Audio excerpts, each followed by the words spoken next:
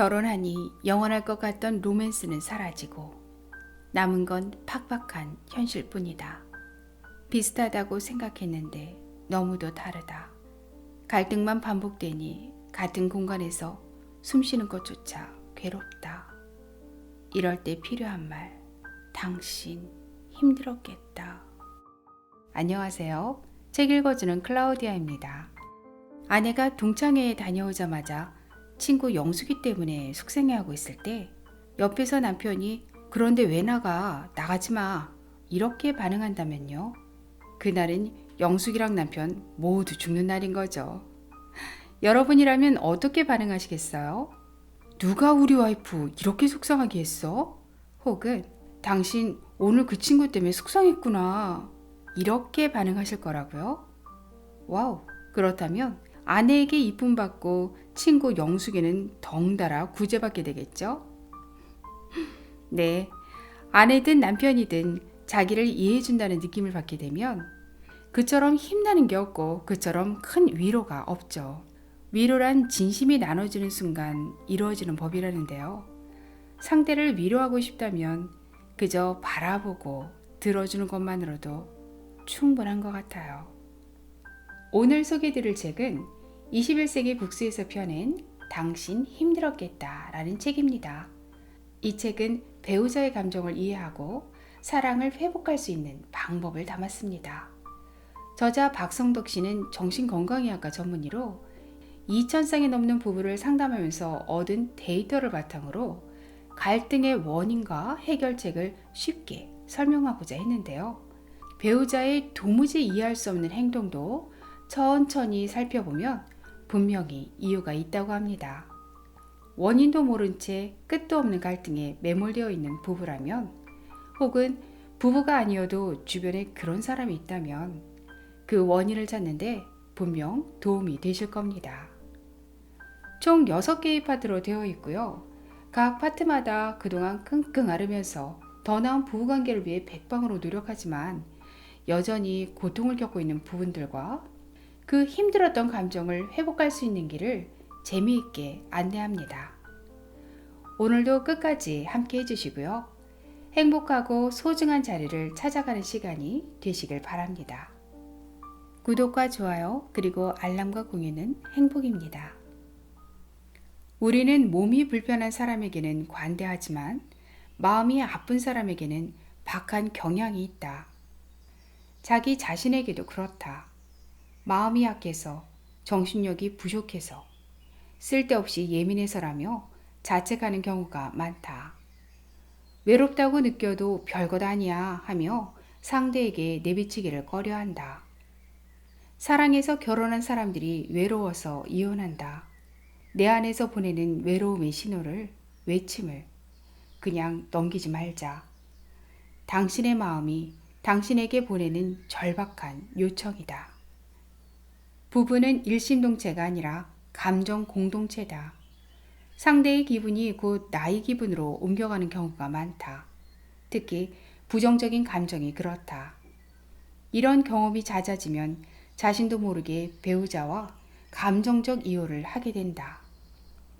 신뢰와 존중은 사라지고 비난과 무관심이 난무하는 최악의 관계만 남는다. 부부는 서로 믿고 의지하면서 평생을 살아가야 한다. 따라서 부부 갈등을 줄이려면 서로의 마음부터 들여다보아야 한다. 그래야 부부 사이에 일어나는 대부분의 문제가 해결된다. 아픈 곳은 없는지, 채워지지 않는 부분은 없는지 섬세하게 보듬을 줄 알아야 한다. 부부관계를 되돌리는 첫 단계는 공감이다. 공감은 상대의 마음을 그대로 인정하는 것에서부터 시작한다. 시댁 문제로 어려움을 토로하고 있는 아내에게 뭐 그런 일로 그래? 라는 말은 더 이상 말하지 말라는 이야기다. 그럴 땐 그랬구나, 당신이 힘들었겠다 라고 말해주면 그 이상의 이야기도 할 수 있게 되고 그 과정에서 많은 부분이 해결된다. 부부의 사랑을 재구성하는 7가지 법칙. 누구도 성숙한 상태로 결혼하지 않는다. 서로 다른 두 사람이 부부로 살다 보면 좋은 일도 많지만 실망할 일도 많다. 이는 모든 부부가 필연적으로 마주치는 상황이다. 그때마다 강한 부정적 정서가 생긴다. 그렇게 생긴 정서를 함께 풀어가는 것이 부부다. 부정적인 정서를 적게 가지고 있을수록 부부관계는 좋다. 부부 사이가 좋으면 갈등이 생겨도 금세 해결할 수 있다. 서로를 탓하지 않고 외부 정보를 정확하게 인식하며 갈등에 대한 참을성도 있기 때문이다. 부부관계가 회복된다는 것은 부부가 싸우지 않는다는 것이 아니라 싸움의 강도가 약해진다는 것이다. 부부가 편안하고 행복하게 살려면 많은 노력이 필요하다. 부부 사랑을 재구성하자. 혼인신고를 하거나 결혼식을 올리거나 살림을 합쳤다고 저절로 잘 살게 되는 것은 아니다. 결혼 생활은 배워야 한다. 성숙한 상태로 결혼하는 사람은 없다. 두 사람 혹은 여러 사람이 함께 살면서 점차 성숙해 가는 것이다. 미성숙한 두 사람이 한 공간에 살다 보면 상대방의 작은 실수조차 용납하기 힘들고 단점을 비난하게 될 수도 있다. 과거에는 부부 사이에 불화가 있으면 참고 견뎌야 한다고 가르쳤다. 갈등을 푸는 방법을 모르기도 하고 갈등이 있는 것 자체를 문제시하여 부정적인 정서를 표현할 수 없게 한 것이다. 그래서 많은 사람들이 화와 한을 품고 살았다. 부부 또는 가족 사이의 갈등은 얼마든지 건강하게 풀 수 있다. 이제는 사람들의 인식도 많이 달라졌고 무조건 참으라고만 하지도 않는다. 문제 해결을 위해 도움을 받을 수 있는 곳도 많다. 자녀 양육 방식의 차이 때문에 심한 갈등을 겪고 있는 부부가 있었다. 남편의 부모는 엄격한 편이고 아내의 부모는 허용적인 편이었다. 전혀 다른 성장 배경이 자녀가 태어나면서부터 부부 불화의 불씨가 된 것이다. 다른 것은 결코 단점이 아니다. 다르기 때문에 서로 부족한 것을 채워줄 수 있다. 하지만 차이를 장점으로 만들기 위해서는 정서적인 소통이 전제되어야 한다. 모든 부부는 회복될 수 있다. 상황은 다르더라도 서로의 차이를 이해하면 어느 부부도 관계를 회복할 수 있다. 접근하는 방법과 속도는 다를지라도 모든 부부의 궁극적인 목표는 같다. 서로의 아픔과 고통을 이해하고 부부가 하나가 되는 것이다. 아버지의 폭력과 어머니의 화난 목소리가 제 삶을 지배했어요. 아직도 그런 과거에서 완전히 벗어나지는 못했어요. 하지만 이제는 견딜만 해요. 이전처럼 무력감에 빠져들지도 않고요. 남편도 더 이상 저를 비난하지 않고 이해해줘요. 이제야 비로소 저도 제 자신을 사랑할 수 있게 됐어요. 나를 찾았어요. 저랑 살면서 남편도 힘들었을 거예요. 저를 이해해주지 않는 남편을 원망하기만 했는데 남편도 이제 이해가 돼요. 남편이 먼저 제 마음이 어떤지 물어봐주고 위로해주기도 해서 정말 고마워요. 저희 둘 다 많이 달라졌어요. 지금도 달라지고 있고요. 아무 노력도 하지 않거나 틀린 방법으로 애쓰다가 결국 소통을 포기해버리는 부부가 많다. 끝까지 서로 상대만 달라지면 된다고 생각하는 사람도 있다. 틀린 생각이다. 남편과 아내 모두 부부가 되는 법을 배워야 한다. 배우자를 바꾸려 하지 말고 자신이 몰랐던 것이 무엇이며 어떤 것을 알아야 할지를 배워야 한다. 사람은 반드시 변한다는 것을 믿는다.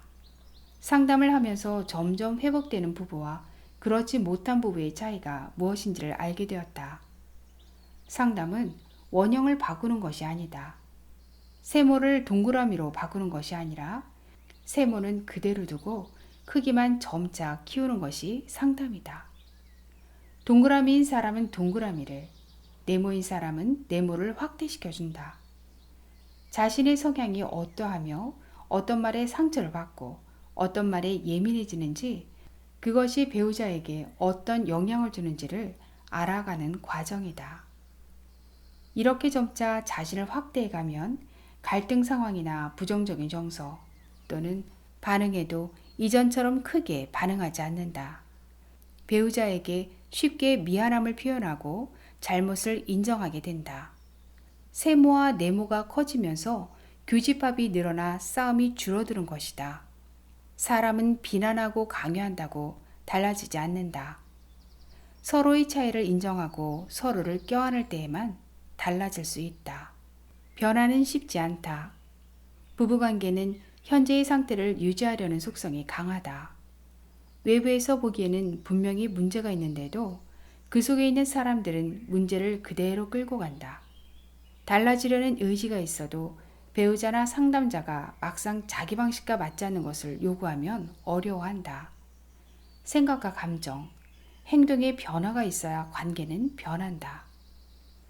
배우자에 대한 이해가 달라져야 하고 새로운 시각으로 부부관계에 접근해야 한다. 자신이 가지고 있는 틀을 깨지 않으면 아무것도 달라지지 않는다. 배우자가 변해야 한다는 생각을 바꿔야 한다. 계속 그 생각을 고수한다면 관계는 악화될 수밖에 없다. 내 방식만 고집하지 않고 새로운 시도를 할 때 함께 문제를 풀어갈 수 있기 때문이다. 변화를 시도하는 초기에는 배우자의 변화된 모습을 바로 받아들이지 못한다. 배우자의 진심을 바로 수용하기 어렵다. 이 사람이 지금 소장님 앞이라서 좋게 말하는 것이지 집에 가면 바로 이전처럼 돌아갈 거예요. 내가 말할 때는 한 번도 수긍하지 않다가 소장님 말에 맞장구 치는 아내를 믿을 수 없어요.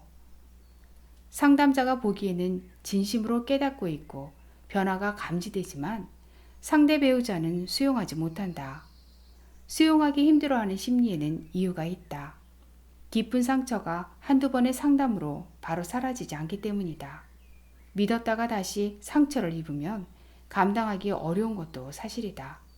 그래서 자신의 변화를 수용해 주지 않을 때 어떤 태도를 취하는지 살핀다. 화를 내며 이전과 같은 반응을 보이면 그럴 줄 알았다고 맞받아치는 것이다. 초기에는 상대가 변하는 것이 쉽지 않다는 것을 염두에 두고 기다릴 줄도 알아야 한다. 부부 사이가 긍정적으로 변하려면 먼저 부정적인 감정이 사라져야 한다. 부부관계가 안전하게 느껴져야 새로운 생각도 새로운 시각도 수용이 가능하다. 그럼에도 변화는 반드시 일어난다. 새로운 방법과 이해를 바탕으로 노력을 하면 항상성은 깨지고 변형성이 일어난다. 물론 그렇게 되기까지는 꽤 많은 시간과 에너지를 들여야 한다. 변화가 일어나면 긍정적인 고리가 생겨난다. 점차 서로에게 좋은 방향으로 반응을 하게 된다. 긍정적인 정서가 부정적인 정서보다 커지게 된다. 변하지 않을 것 같은 부부가 서서히 변한다. 그동안 많은 부부는 문제를 담장 안에 가두고 변화를 거부하며 불만스러운 부부관계를 유지했다. 변화를 원하면서도 방법을 몰라 희망을 잃은 채 살았던 것이다. 지금도 여전히 그런 부부가 많지만 용기를 내어 변화를 시도하면 반드시 부부는 달라질 수 있다. 어떤 노력을 해도 달라진 게 없다면 새로운 방식의 이해와 접근이 필요하다는 신호다. 관계는 서로에게 영향을 주고받으면서 변화된다. 사실 요즘도 가끔 그러는데 진짜로 제 마음을 아는지 확인해 보려고 화를 내보기도 하고 짜증을 내보기도 했어요. 그리고 최근에야 남편을 믿게 됐어요.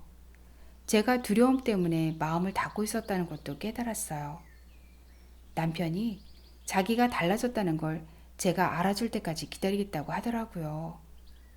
이 사람이 정말로 내 생각을 하는구나 싶어서 기뻤어요.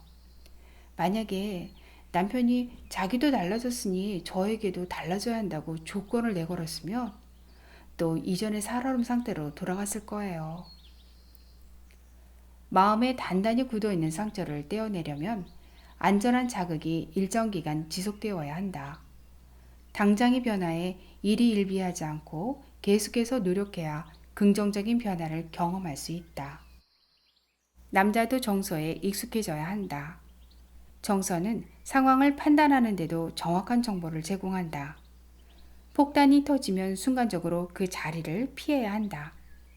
이성적으로 생각하고 판단하기 전에 감정이 먼저 작동해야 생존이 가능하다. 그래서 정서는 특정 상황에 적절하게 즉각적으로 행동을 할 수 있게 해준다. 상대의 정서를 고려하지 않고 말을 하면 내용이 아무리 옳아도 듣는 사람이 마음에 와닿지 않아 설득이 어렵고 원하는 반응도 기대할 수 없다. 진심이 나눠지는 순간 위로를 받는다. 정서적으로 소통이 되지 않으면 가족은 가족으로서 기능하지 못한다. 죽어가는 가족을 살리는 것은 옳은 말이 아니다. 사람의 마음을 보지 않고 옳고 그른 것만 따지면 상처는 깊어진다. 정서적 공감이 없으면 관계는 생명력을 잃고 점차 시들어간다. 공감 능력은 배울 수도 있고 경험하면 늘어난다. 어색하더라도 계속 표현하려고 애써야 한다. 꼭 말로 표현해야 하나 하는 생각이 가정의 생명력을 잃게 한다. 남자도 정서적인 위로를 받고 싶어 한다. 위안을 원하는 것은 인간의 기본 욕구이기 때문이다. TV 드라마에서 나온 대사 중에 매우 공감 가는 표현이 있었다. 위로란 진심이 나눠지는 순간 이루어지는 법이다. 누군가를 위로하고 싶다면 그저 바라보고 들어주는 것만으로 충분하다. 남자는 용기가, 아내는 부드러운 표현이 필요하다. 배우자의 말에 진심으로 귀 기울일 수 있게 되면 그 다음은 올바르게 표현하는 방법을 배워야 한다. 부부 사이에 불화가 생기면 남편은 아내가 두려워진다. 화를 내고 공격을 하고 저주를 퍼부을까봐 두렵다. 그래서 회피하는 행동과 말을 한다. 싸움이 커질 것 같아서 평화를 유지하려고 입을 닫는다. 자기라도 침묵해야 그나마 소리가 덜 나기 때문이다. 아내는 그런 남편에게 화가 난다. 그래서 목소리가 커지고 격한 표현이 쏟아진다. 회피하는 남편을 그냥 내버려 둘 수 없어서 적극적으로 관계 회복을 시도한다. 이제 회피하면 공격하고 공격하면 회피하는 고리에 갇히게 된다. 부부는 서로 자극과 반응을 주고받으면서 관계가 더 좋아지기도 하고 나빠지기도 한다. 배우자가 나를 대하는 방식이 내가 배우자를 대하는 방식에 영향을 받는다. 내가 잘해주면 배우자도 나에게 잘해주고 내가 배우자를 함부로 대하면 배우자도 나를 존중하지 않을 가능성이 크다. 아내가 공격하지 않게 하는 가장 좋은 방법은 남편이 다가가는 것이다. 특히 아내의 정서에 적절하게 반응해야 한다. 아내를 제대로 보려 하지 않고 회피하기만 하면 공격의 강도는 높아진다. 용기를 내어 아내에게 접근해야 한다. 이는 아내와 남편이 바뀌어도 마찬가지다. 아내는 비난을 멈추고 공격의 강도를 줄여야 남편이 회피하지 않는다. 서로 주고받으면서 관계가 발전된다는 사실을 잊어서는 안 된다. 관계는 메아리와 같아서 남편이 부정적으로 반응하면 아내도 부정적으로 반응한다.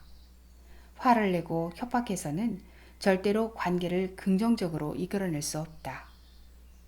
내가 화를 내면 상대도 화를 내고 내가 상대를 비난하면 상대도 나를 비난한다. 인지상정이다. 공격을 멈추고 도망가지 않고 서로에게 부드럽고 용기 있게 다가가야 비로소 부정적인 고리가 끊어진다. 부부관계가 회복되어야 그렇게 할 수 있는 것이 아니라 그렇게 해야 부부관계가 회복된다. 말하지 않아도 알 것이라고 착각하지 말라. 사람이 화를 내고 짜증을 내는 데에는 분명 이유가 있다. 자신을 인정해주지 않고 알아주지 않으면 화가 나고 자신을 거절하고 비난하는 것 같으면 두려워진다. 진짜 문제는 자기 감정을 표현해야 할 때 그러지 못하고 화를 내거나 회피해버리는 것이다. 말하지 않으면 절대 알 수 없다. 자신의 내면의 소리를 외면해버리면서 상대가 자신의 진심을 알아주길 바라는 것은 욕심이다. 그래서 우리는 자신이 원하는 욕구를 있는 그대로 표현해야 한다. 부드럽게 말해주면 좋겠어. 내 말을 들어주면 좋겠어. 나를 인정해주면 좋겠어. 나에게 다가오면 좋겠어. 내 눈을 마주보고 대화했으면 좋겠어. 이렇게 자신이 원하는 말을 요청하는 대화가 중요하다. 그런데 자기도 자기가 원하는 게 뭔지 정확하게 몰라서 표현하지 못하는 사람이 많다. 배우자에게 화가 나고 짜증이 난다면 자신이 뭘 원하고 있는지부터 곰곰이 생각해 보아야 한다. 자신의 욕구를 정확하게 알고 그것을 충족받을 수 있도록 적절하게 요청하는 표현을 배워야 한다. 당신이 나를 비난할까봐 겁이 나. 내가 당신에게 중요한 사람이 아닌 것 같아서 외롭기도 하고, 이번에도 나 혼자 버려두고 친구들이랑 술 마시러 갈까봐 겁나. 앞에서 언급했지만 사랑의 중요한 정서 중에 두려움이 있다. 이 두려움을 덜어주는 것이 부부의 친밀감 회복의 중요한 부분이다. 사랑받지 못할 것 같은 두려움, 자신의 가치를 인정받지 못할 것에 대한 두려움을 해소해 주어야 한다. 배우자가 이런 마음을 표현할 때 배우자를 위로해주고 나는 당신을 소중하게 여긴다라는 마음을 전달해야 배우자가 분노하지 않고 공격하지 않는다. 뉴스만 보던 제가 요즘은 아내와 함께 드라마도 봅니다. 아내와 감정을 나눌 수 있게 되었어요. 제 감정도 자유롭게 말하고요. 그동안은 약해 보일까봐 말하지 못했던 두려움도 아내에게 전달할 수 있어요. 그러면 아내는 기다렸다는 듯이 저를 위로해주고 인정해줍니다. 지금까지 저는 제가 뭘 원하고 힘들어하는지는 진지하게 생각하지 않고 아내 탓만 하면서 짜증내고 화내고 아내를 회피했어요. 자신의 욕구를 알아야 배우자에게 적절하게 요청하고 충족받을 수도 있다. 부부의 갈등은 욕구와 두려움의 문제. 부부의 갈등은 두 사람이 욕구와 두려움이 충돌한 결과다. 퇴근한 남편은 빨리 허기가 채워지기를 원했고 아내는 친밀감의 욕구가 채워지기를 원했다. 남편은 밥이 근사하게 차려져 있기를, 아내는 남편이 자기를 안아주고 따뜻한 말을 해주기를 바랐던 것이다. 서로 싸우기만 하던 부부는 상담을 받으며 자신이 원하는 것을 화내지 않고 표현하기 시작했다. 아내는 밥을 준비했고 남편은 퇴근하면 먼저 아내에게 다가와서 여보 나왔어 라고 인사하기 시작했다. 나의 욕구를 정확히 알고 상대에게 적절하게 요구해서 충족이 된 사람은 상대의 욕구도 들어주기 쉽다. 이렇게 되면 부부는 점차 가까워지고 상대방이 원하는 것을 의식적으로 신경 쓰게 된다. 애착을 유도하는 대화법을 활용하라. 표현을 잘 하려면 바람직한 대화법을 익혀야 한다. 대화법은 관계의 변화를 일으키는 주체는 아니지만 친밀감을 회복하는 데 매우 소중한 도구이다. 바람직한 대화법을 알아도 부정적인 감정이 있는 상대에게는 잘 적용이 안 된다. 부정적인 감정이 풀어져서 다가가도 되겠다는 안전한 느낌이 들어야 올바른 방법으로 대화할 수 있다. 정서를 먼저 이해한 다음 바람직한 대화법을 적용하면 친밀감 회복에 매우 도움이 된다. 배우자와 유대감을 회복할 수 있는 3단계 대화법은 다음과 같다. 반영하라. 우선 반영이다.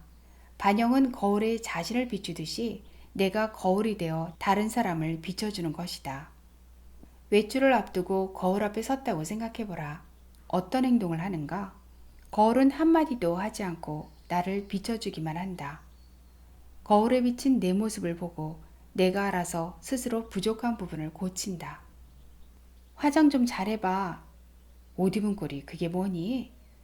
머리는 왜 또 그 모양이고? 누가 죽기라도 했어? 아이고 제발 웃어라 웃어. 이렇게 거울이 하나하나 지적한다면 어떨까? 거울을 깨버리고 싶을 것이다. 단점을 지적하지 않고 상대방을 있는 그대로 비춰주면 사람은 스스로 달라진다. 배우자가 한 말을 그대로 돌려주면 된다. 우울하다고 하면 우울하냐고 되돌려준다. 여기에 적절한 표현법이 있다. 바로 군화법이다. 어렵지 않다. 상대방이 한 말에 뭐뭐뭐 하는구나 라고 붙이면 된다. 대화를 할 때 가장 중요한 것은 내가 배우자의 거울이 되는 것이다. 마주봐야 한다. 배우자가 말을 하면 다른 데를 보지 말고 배우자의 눈을 바라봐야 한다. 배우자가 고통스러워하면 같은 표정을 지어준다. 기뻐하면 함께 웃어준다. 어떤 감정이든 배우자가 느끼는 대로 느낄 수 있게 노력하다 보면 배우자의 마음도 열리게 된다.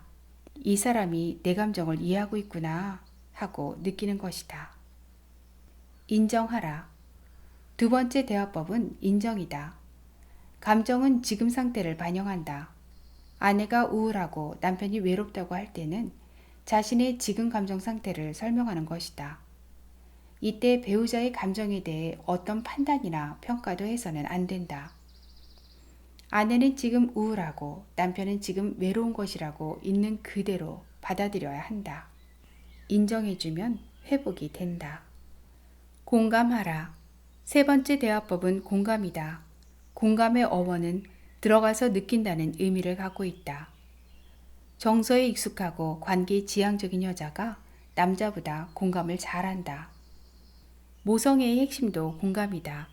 엄마는 아이가 느끼는 감정을 가슴속 깊이 그대로 느낀다.